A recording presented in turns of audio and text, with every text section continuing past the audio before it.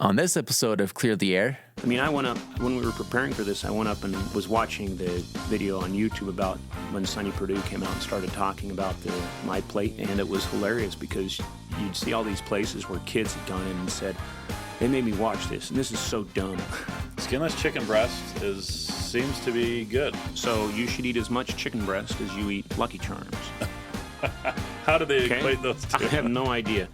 I guess the problem is who do you think funded this research? And even though they claim they didn't have any influence on what was actually published and put out, who do you think funded it? Hello, and welcome to the Clear the Air podcast. I'm your host, Nathan Jones, and today I'm here with Joel Melton. Hey, everybody. Good to be with you. Today we will be discussing how accurate the American Health Association's food compass really is. But before that, how's your week been? My week has been good. I've started training for a half marathon, so it's been painful, but it's been good. A half marathon? Yes. Not until March, so I got plenty of time to... You know, that's funny. I'm going to throw this out there. I was down at my nephew is getting married, and, you know, when you go to the dinner the night before, they do all these funny things, and, you know, they try to embarrass each other. Yeah. Well, my brother doesn't run. His wife runs, and his new and my nephew runs, but his now wife, because they got married, his wife isn't a runner. And Peter, my brother, comes out and he's like, "Hey, what I got you right here is a pass to go run a 10K, I think it was." And then he goes on, he goes, "Yeah, you know, if you want to upgrade it, you can. At your own expense. I'm not going to pay to upgrade it. But it is an upgradable ticket to go do this 10K. You know, a long time ago, my wife, she started running, and she tried to get me to run. And, you know, and I think I tried to, and it just didn't work for me. So I don't run, and it was just really miserable. And so he just went on and was like, "Yeah, that was miserable, but I'm never running again. I don't run. It's not what I do." So my question is why are you starting out with a half marathon? Why don't you start out with a 5K? I've done it before. I just stopped and gained a bunch of weight. Now I got to lose it all and start running again. Yeah, I've done about 15 half marathons. I've done 2 full marathons and a couple of triathons. I've never even, outside of the Boy Scout little jog around the track or something, I've never been in a running race in my life. Oh, it's the only thing that'll keep me training. Once I pay the fee, even though it's under $100, it makes me get up every morning knowing that I paid that fee. I just can't let it go by. So that's what drives me. I haven't paid the fee yet, so I'm on the honor system. They haven't opened it up. But next month when they open it up, I'm paying it. And what run is this? This is just a local city run, the Riverton Half Marathon. But it's the fastest marathon I've run, and it's not very fast, but it's the fastest for me. So I'm trying to beat my time. Well, you know, that's pretty good. When I was in the military, we had to run 2 miles. It wasn't a race; it was just against the clock, so it wasn't a running race. Right. But we had the advantage of they would always put it on a hill, so we were always running downhill. Oh, nice. Yeah, it was you know where Camp Williams is. Yeah, we ran from Camp Williams 2 miles down Redwood Road. Oh yeah, down into Riverton area. Yeah, that wouldn't be a bad run. So yeah, except I can't remember. It was either your calves or your shins. One of the two hurt like hell after that because when you're running downhill, I don't know. I don't. Yeah, trying to brake. You're putting the brakes on while you're trying to go forward though, so you don't lean over. So whatever that is, I don't know. But it hurt more than what it did because I would usually train for a day or two before I would go run that. Yeah.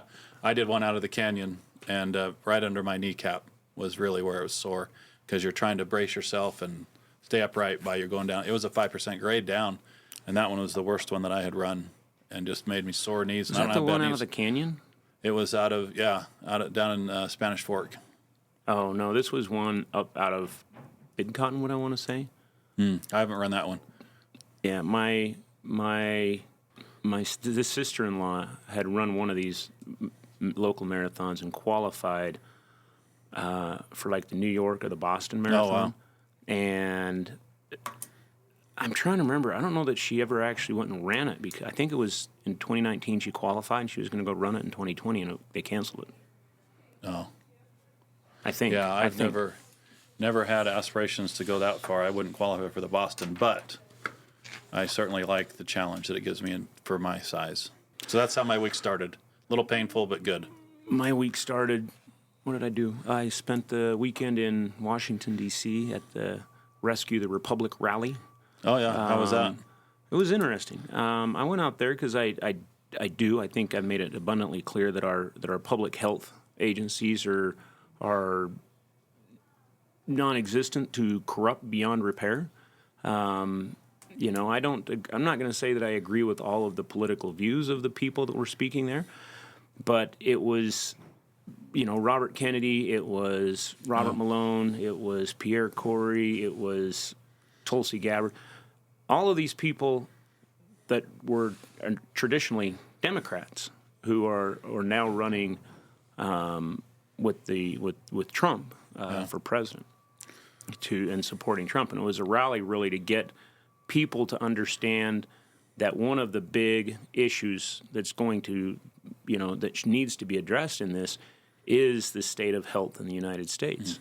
And, Robert Kennedy, Bobby Kennedy Jr., whatever, he's come out and they've talked about how what they're going to do is come in and change a lot of what isn't working. A lot of people paint him simply as an anti-vaxxer, which even if you talk to him, he's not an anti-vaxxer. He just thinks that the vaccines, the companies making the vaccines should either test the vaccines for safety or be liable for them. And I don't, when you explain it like that, most people are like, makes sense to me. Yeah, for sure. But the vaccines in our country aren't tested for safety, and the companies that make them aren't backing up their, what do they call it? They're not liable for damage and injury, which is why they've run amok.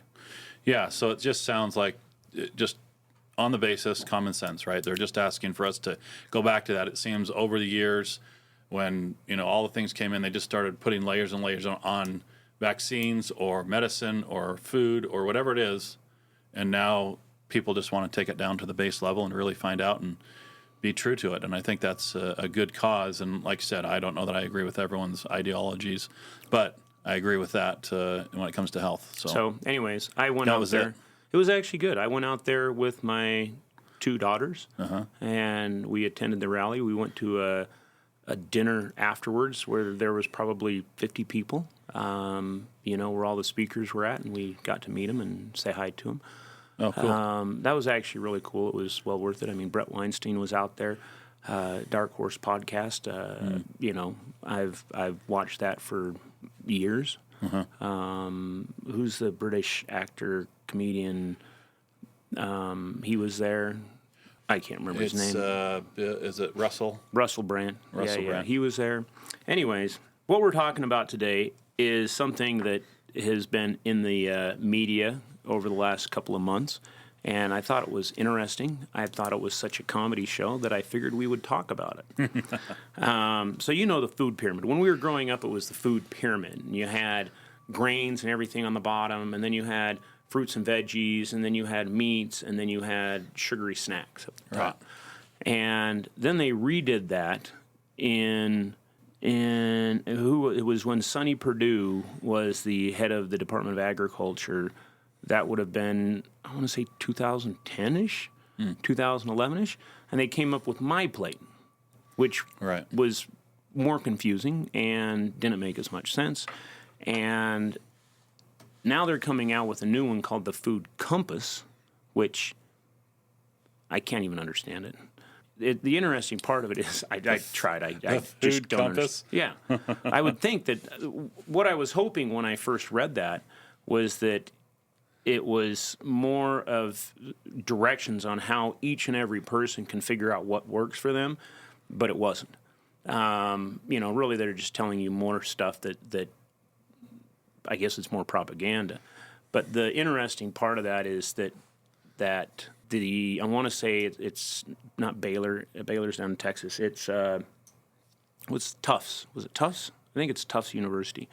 Yeah. They went and they used an algorithm and they programmed this using this My Plate stuff, or the Food Compass stuff, sorry, using Food Compass inputs, and what they came up with was absolutely ridiculous. Like, my 11-year-old daughter knows how stupid this is, and that's why it's been in the media, is because how ridiculously stupid this is. I mean, it just is.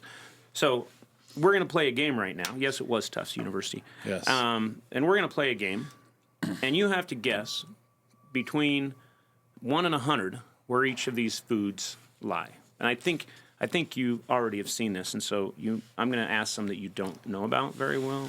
Sure. I haven't looked through it, so. Okay. So it goes between 1 and 100, and anything above 70 is to be encouraged and eaten a lot of, I guess. Anything from 70 to 30 is to be eaten in moderation, and anything under 30 is something to be minimized, not eaten, except eaten Very seldom. seldom. Yeah. Okay? So where on that would you find whole milk? Whole milk, I would guess in, you want me to guess the number or that range? The number. So- Let's start with the range, and then go with the number. So I think it's in the mid-range, Okay? and I would probably say, you said 30 to 70, so I would probably say a 40, mid-40s, 45. It's 49. Oh. Okay. What about frosted mini wheats to go with that milk? Well, personally, I would rate it higher, but I would imagine the scale it would be rated in the low, minimal eating. So below 30, I would say probably in the teens, maybe in a 12 or 13. Okay. Well, sugar-laden frosted mini wheats, loaded with sugar, comes in at 87. You should be eating those nonstop. Well, let's go break. Let's have a cereal break. Yeah. That's incredible. What about cheese? Cheddar cheese. Cheese, I would put in the mid-range and probably higher, probably in the 60, 62 range. Well, that is down in the bottom, not to be eaten except during a catastrophe. Cheddar cheese is a 28. Oh, wow. Okay. What about a Lucky Charms cereal? Lucky Charms cereal. Well, Highly processed food, lots of sugar. yeah. Where would that be? Well, again, if my sons were choosing this, they would put it way up at the top, but I would think it would be at the bottom. I would think it would be in the lower range, in the teens. Well, you need to eat more Lucky Charms than you do milk. Lucky Charms comes in at a 60, to be eaten with moderation. Oh, wow. Okay. What about sweet potato fries? Sweet potato fries. Not sweet potatoes, fries. Sweet potato fries, yes, they're fried. Everyone claims that sweet potatoes are good, but anything fried is fried. So I would put that at the low end of the middle, so probably a moderate. Well, you're at the opposite end of the middle. It's high. It's 69. Oh, wow. Okay. Now how about this one? An egg substitute fried in vegetable oil, which vegetable oil is a seed oil. So, okay. Egg substitute fried in vegetable oil. Sounds like it's probably not good for you, so I would put that at the 30s. Well, that is a 62, to be eaten in moderate amounts. In the vegetable oil. Yeah. Okay, what about chocolate-covered almonds? Personally, those should be 100, but I imagine they're probably different. Okay. Where do you Probably think they are? 55. They're a 78. You should be eating the crap out of them. Good. Anyways, how about watermelon? Watermelon should be high. Well, I don't know how much nutritional value. It's certainly got a lot of water in it, of course. I would put that up pretty high in the 80s. It's 100. You should be eating that nonstop. Oh, wow. And I don't know that I disagree with that, but I don't know that I agree with it, because watermelon, it does have a lot of water, but it's rather sweet. So Yeah. I'm assuming it has sweetness. Yeah. What about kale? Kale should never be eaten, personally, but that kale, let's see, I would guess that's in the 60s. No, that's 102. That's 100. Eat it Yeah. all the time. Yep. Wow. Okay, what about skinless chicken breasts? Skinless chicken breast seems to be good. I would put that in the Probably the lower part of the top, so just over 70, 72. Okay, well, it is lower. I mean, no. It's right above Lucky Charms. So you should eat as much chicken breast as you eat Lucky Charms. How do they Okay? equate those two? I have no idea. But here's another good one. What about canned pineapple? Not fresh, but canned pineapple in heavy syrup. Okay, and they say heavy syrup. You know what that means is a lot of sugar. Yeah, the added sugar. Yeah, the heavy syrup is the kicker. I can imagine where it is, but you'd think pineapple would fruit, so the average person would think this is fruit, probably in the 60s. 51, which I think it should be down at the bottom. With that heavy syrup. With the certainly. heavy syrup, absolutely. Yeah, it should be below 30. I think fresh pineapple is better for you. Yeah. Okay, so where's ground beef? Ground beef, that should be probably a little lower than chicken. Ground beef is a 26 to be minimized. Really? Yeah, which I disagree with that. I mean, if you're eating a ground chuck that doesn't, Yeah. I mean, that has tons of fat. I mean, we need fats, and fats have traditionally, and this is my opinion, fats have traditionally been villainized. Mm-hmm. But I know a lot of people who eat a lot of fat and a lot of protein, and those become some of the healthiest people I know. Yeah, because I think the insinuation or the thought process is if you're eating fat, it turns right into fat in you. Yeah, that's not true. And that's not true. Eat sugar, it turns right into fat. Right. Okay, let's do a couple more on this. But what about a whole egg, a real egg, not a fake egg, fried in real butter? Not seed oil. Yeah, a real egg and butter, I would guess in the 50s, mid-50s. It's 29. It's to be minimized. Oh, wow. Which I'm sad to hear that because I have sausage and eggs practically every morning. If I have breakfast, that's what I'm eating. Yeah, me too. And so it's over the Maybe that's what my problem is. egg substitute. But I only eat breakfast when my kids are at my house. Sure. So I eat it in the summer and every other week in the winter because that's when they're there. Because if I'm not cooking breakfast for them, I usually don't eat breakfast. I just grab a handful of watermelon, kale, and frosted mini wheats. Just make a little mixture, huh? Yeah. Here's one more. Non-fat frozen yogurt. Non-fat frozen yogurt. Well, Okay, this is frozen yogurt. You know it's loaded with sugar. Right. So where are we at on that? So that one would be below 30, right? Nope, it's 80.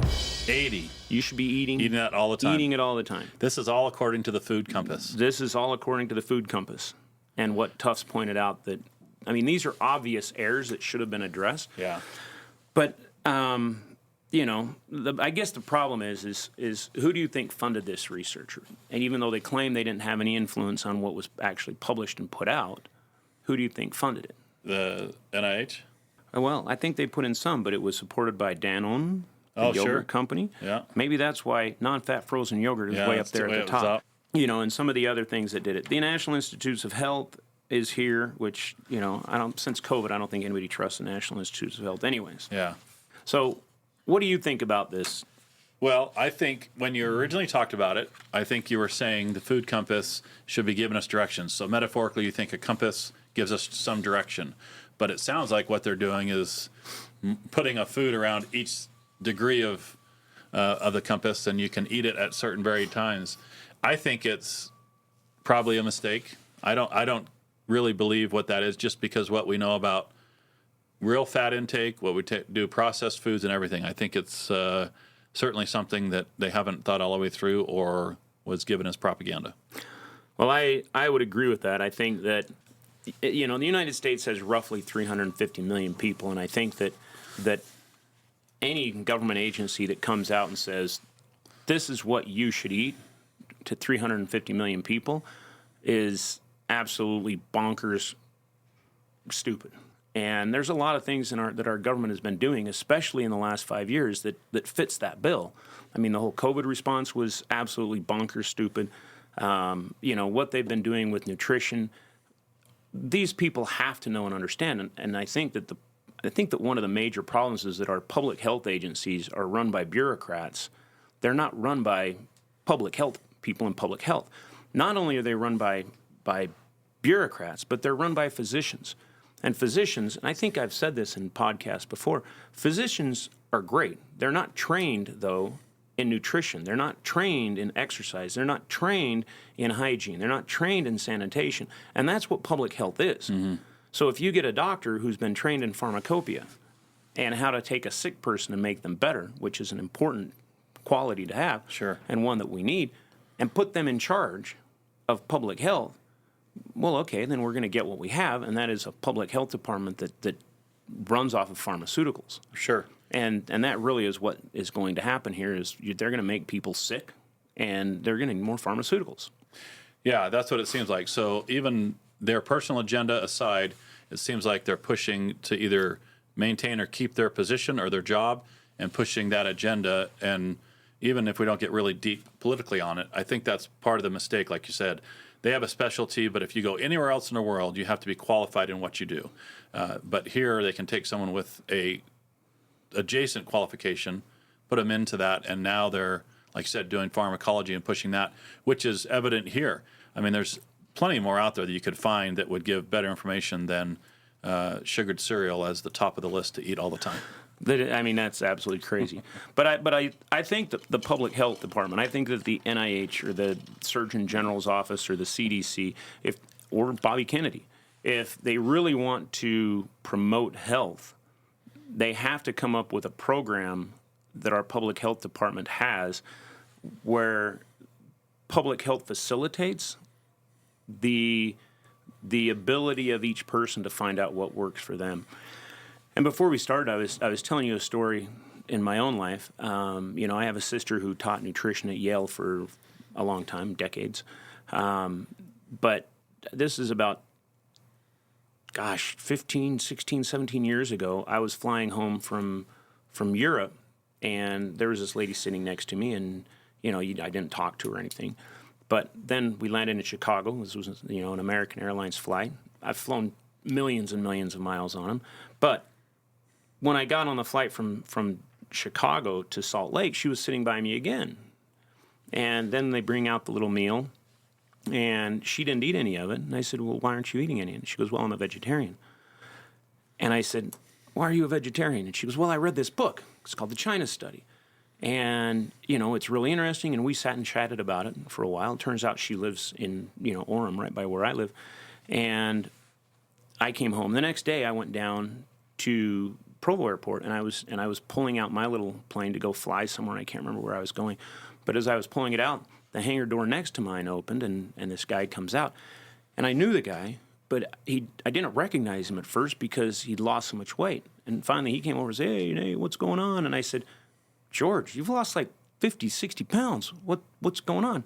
He goes, "Well, I read this book called The China Study," and I'm like, Wow, maybe that's a sign from God. twice in many days, huh? Yeah, so twice, and so. He sat there and chatted, and I chatted with him about it. And he started one of the co-founders of one of the largest vitamin companies in the United States, Nature's Way. So I left there, and I went up to Barnes & Noble, and I bought the book. I bought The China Study. As I'm looking at it, I flipped it over, and it was written by a Colin Campbell, who was a professor at Cornell, which is where my sister went to, got her PhD in nutrition. Mm-hmm. So I called my sister, and I said, Debbie, do you know this guy? And she goes, yeah, he's good. I've read it. And she was, at that point, she was more of a vegetarian than she is now. So I bought the book. I read it. A lot of what it said made sense. And so I actually became a vegetarian, not a strict vegetarian, but pretty much a vegetarian for like a year. And I got really fat. And it's been hard ever since then. It's been hard for me to lose that. But the biggest I've ever been was when I was doing that, and I went out someplace and I got on a scale. We were going to go, where were we going? I can't remember, but they had us get on a scale, and I'm like, holy crap! And so I quit being a vegetarian, and I went on a keto diet to lose the weight, and I lost it. I lost nearly 100 pounds. I got back down to I want to say 225, so nearly 100 pounds. By doing a very strict keto diet and working out a lot. Sure. And so, and even today, I try to minimize the carbs that I'm eating. Now, to flip that over, I have a neighbor who I play cards with a lot, but he's a vegetarian, and it works for him. He's not overweight. He's rather healthy. So I think that really what the public health agency should be doing is not telling people and giving people a one-size-fits-all, but giving people a compass, a roadmap on how to find out what works for them. I mean, if you don't like eating steak or red meat, a keto diet probably isn't for you. Mm-hmm. And some people don't like eating, they don't like the taste of red meat, like don't like the texture. I have a niece who's a vegetarian. She's not that healthy, but she doesn't eat meat because she doesn't like the texture. Mm. So obviously being a keto isn't going to work for her. Right. So, well, I look back on that, and I think when I played sports, team sports in high school, it seems similar to what we were always kind of taught there, meaning that if someone didn't do something as a team, we had to go run ladders across the basketball floor, or we had to go do something because they either didn't make their free throws or they didn't do something. It seems like that same thing is happening here.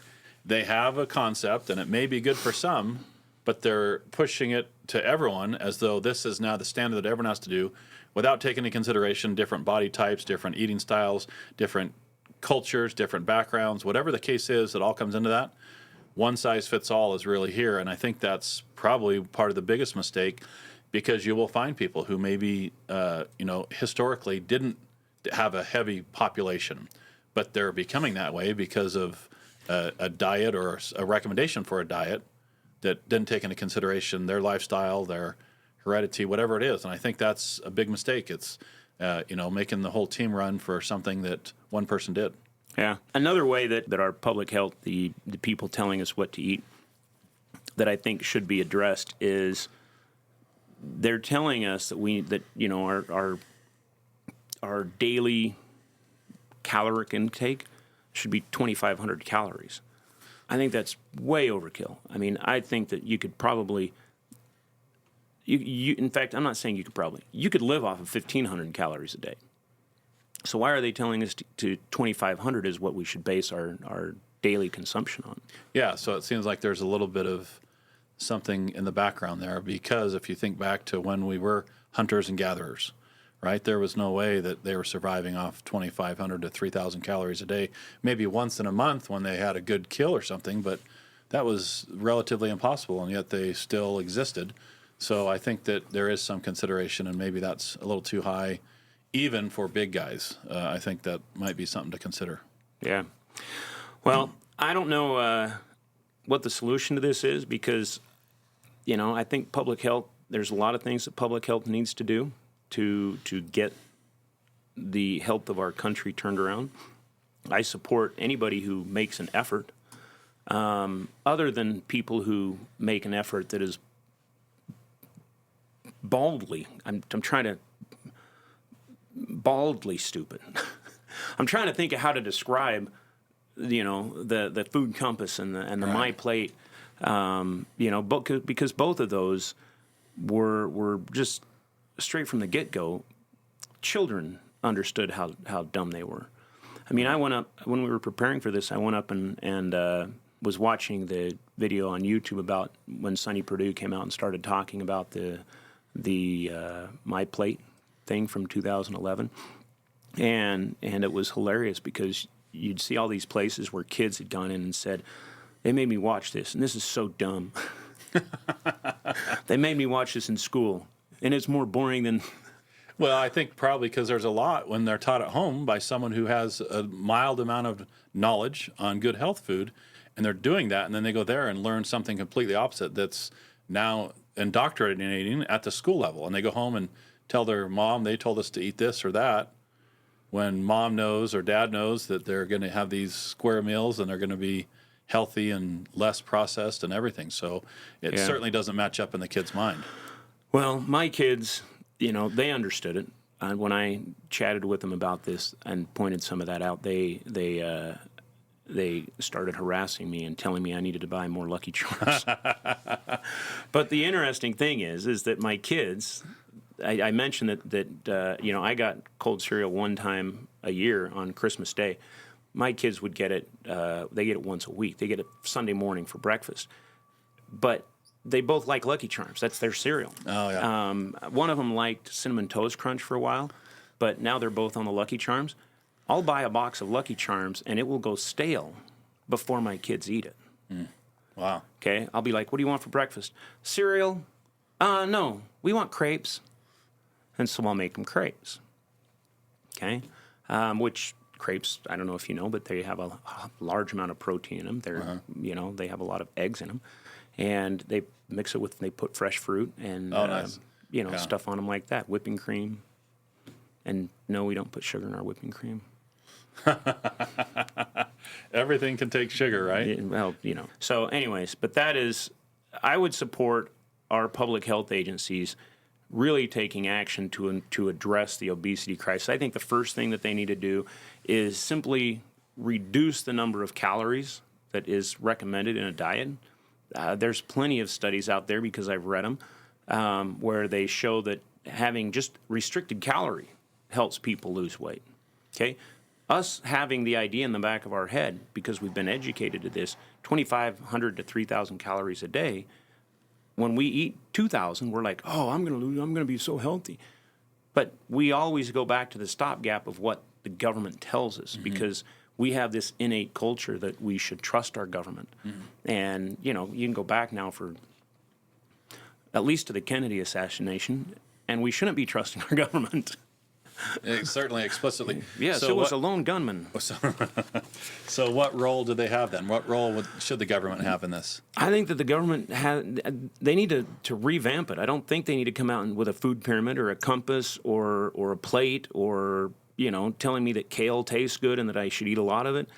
They should figure out a roadmap. And I don't have the answer to that, because I'm not, that isn't something that I've done. But they should have a way to help people find something that works for them. I think nutrition is something that needs to be taught. I almost think it should be a mandatory class in high school, and having it in PE doesn't count. And I think it's important that we have it, because what we have now is we have people growing up who never had a nutrition class in their life. I mean, they're almost like doctors. We all think doctors understand nutrition, but they, they didn't really have an education in nutrition. But they should be teaching nutrition. I mean, you should have a required class in high school about nutrition, about hygiene, about all of this stuff. Maybe even in junior high. Even though kids in junior high, my daughter's in junior high, I don't think they retain anything that they learned in those 2 years. Yeah. So maybe do it in high school. Well, what I think that's interesting, because I think if we were to take some of the private sector, and if you found nutritionists who had private clients, they knew it did, instead of just the academic side. It seems like either in government, they're either getting people who are qualified in adjacent knowledge, whether it's pharmaceutical or what, find nutritionists, get a panel of nutritionists that are in private practice, that are actually practicing and seeing it work on patients. That's where we're going to see the biggest, because otherwise it's all academic or theoretical, in my opinion, that they're practicing things that someone developed in a thought lab. It wasn't necessarily something there. So getting those people who are practicing it, who can see it work, can see the different body types and do that, that's where you need a panel of 20 people that are doing that and coming and advising the others who are then pushing it out. But if it just comes from the government, like many things, it's not going to be ideal. Never trust a bureaucrat with your health. Yeah. Never.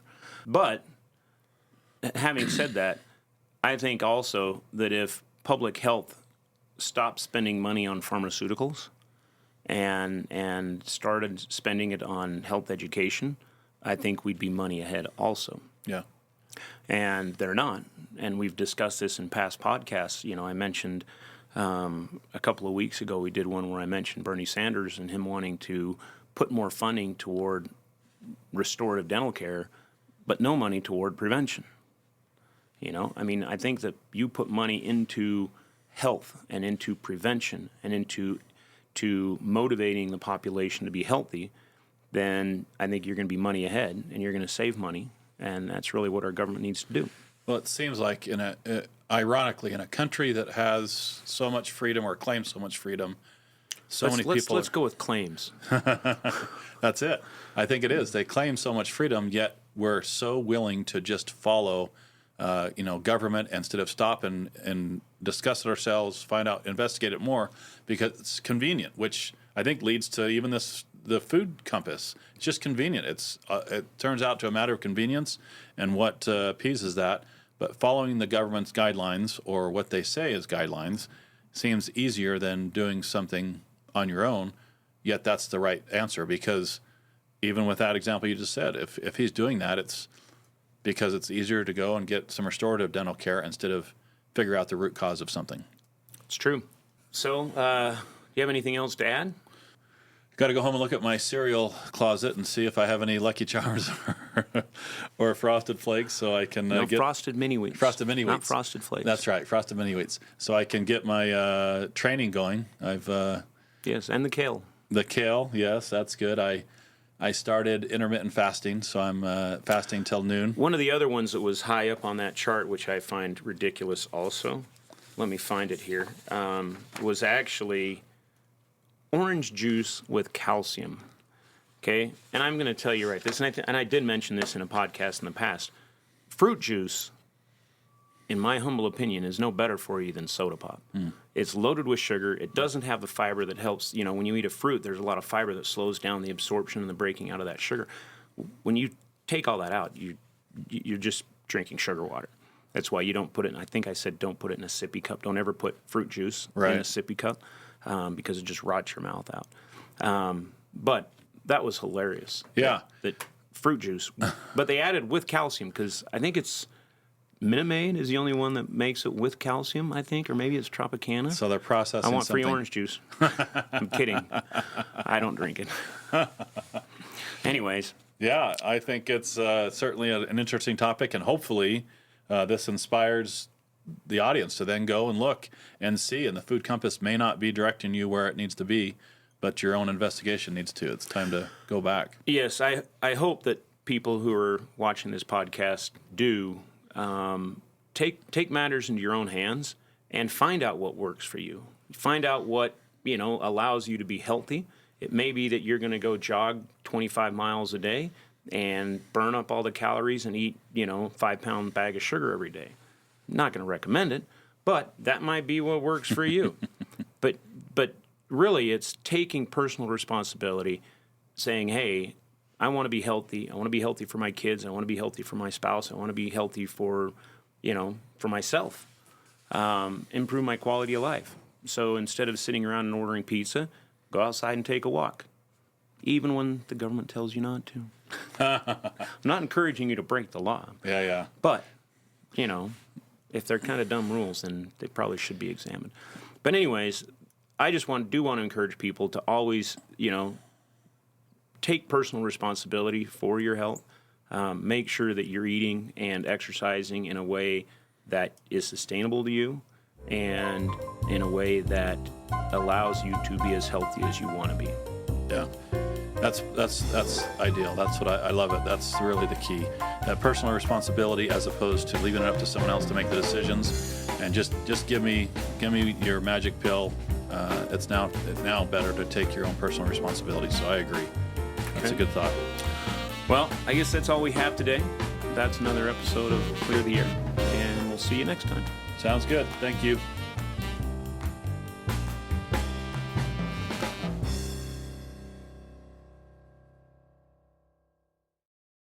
This episode was hosted by Nathan Jones, co-hosted by Joel Melton, produced by David Monk. Associate producer, Matthew Davis. Video and audio were edited by Caleb Scoresby. Research by Sabre Bills. Graphics by Joseph Thornton. Music by Augusto Diniz. If you enjoyed this episode of Clear the Air, be sure to follow, like, and subscribe so you don't miss out on the latest episode. Have a favorite episode? Share it with a friend or on social media. New episodes of Clear the Air are published weekly on YouTube, Spotify, Apple Podcasts, or wherever you listen to your podcasts.